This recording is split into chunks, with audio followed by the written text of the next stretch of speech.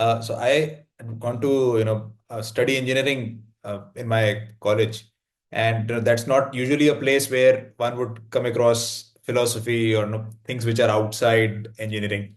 But there was a group of students, and we would discuss different topics. Once in a week we would meet and discuss on a certain topic.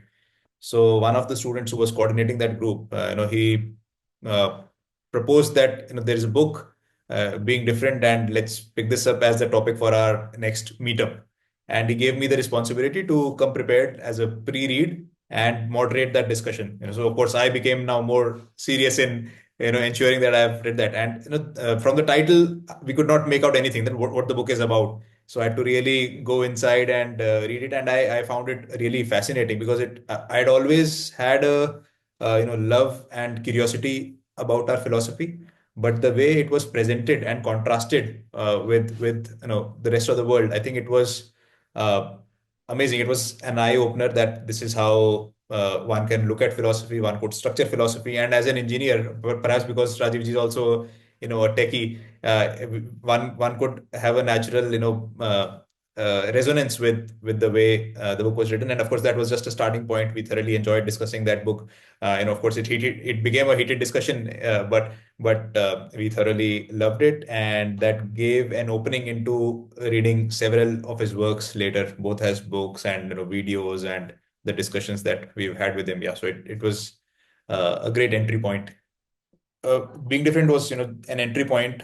I generally am very intrigued about issues around public policy, around technology, around nation building, and several of his books. So Breaking India was the next that I read. Then the most recent was AI and the Future of Power, and the essays on the power of future machines.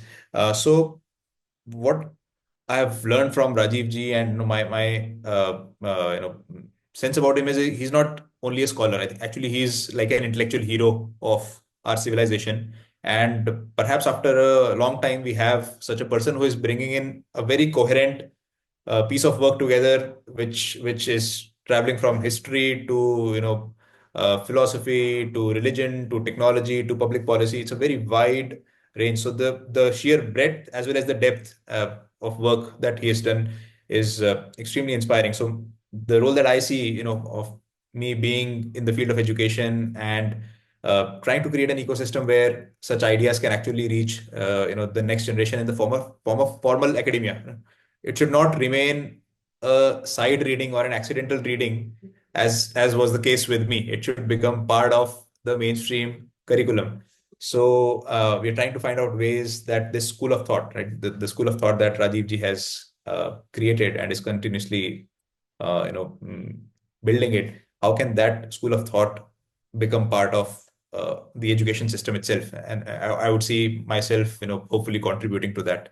Because I've not read, so I can't comment in the detail. But I think the topic that is brought up and he and Vijay ji have brought up is so important because there is some kind of a sense of outsourcing that we have taken upon us, that this is probably not the job of the parents and someone else will do it. And the extreme will be let the state raise our children. But I think we'll have to reclaim that space, that it is the responsibility and the right of a family and the privilege of a family to raise the children. I think the book, uh, because of the very shocking revelations that the book is bringing out, because Soumya, my wife, was telling me about the facts that are mentioned in the book, and I said let me read it because I can't believe it. Just when she's saying that, I don't believe them to be true. But that shock, I think, is important for parents to realize that the direction that we're currently going on is wrong, and we must reclaim this space back.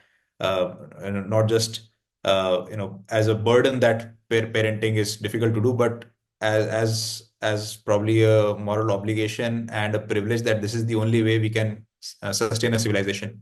So one is, of course, because the overall pride in being Indian is increasing. People are much more open and curious about our past, right? So it's when we are a defeated nation, of course, that goes down. That spirit and the pride goes down. But now we see young people, uh, you know, without any bias and without any preconceived notions, just wanting to know who we are, where have we come from, what's our philosophy, what's our worldview, why are we in this kind of a situation, and how do we take our nation forward. That kind of a raw curiosity and passion is evidently visible. There's also a larger, I think, social awareness, kind of a renaissance, going through our society, the national population at large, and that also is a very welcome sign. When it comes to young people, I have a lot of hope that this generation, probably a few years elder to me and many years younger to me, uh, will have it in them to really take the civilization forward. I would call him a 21st century Rishi. Right? The word Rishi is very close to our hearts, and whenever we come across that word, our attention immediately goes back to the past. I think that is something we have to change, right? When we hear that word, we should immediately come up with examples who are here and now, right? That's how they become role models, and that's how it becomes doable. Otherwise, people are like, "Rishis तो पहले होते थे, अब क्या?" Right? But this is what I see in Rajiv ji, and I think he is a Rishi, and the institution that he has created is like those institutions that Rishi's created. So that's how we would see Rajiv ji and Infinity Foundation.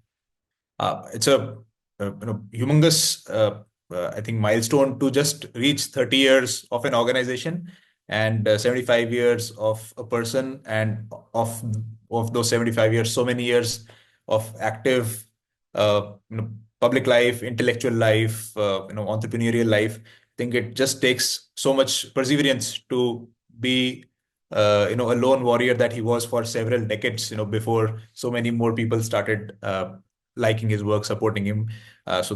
So much to learn from Rajiv ji, so much to take inspiration, from his work.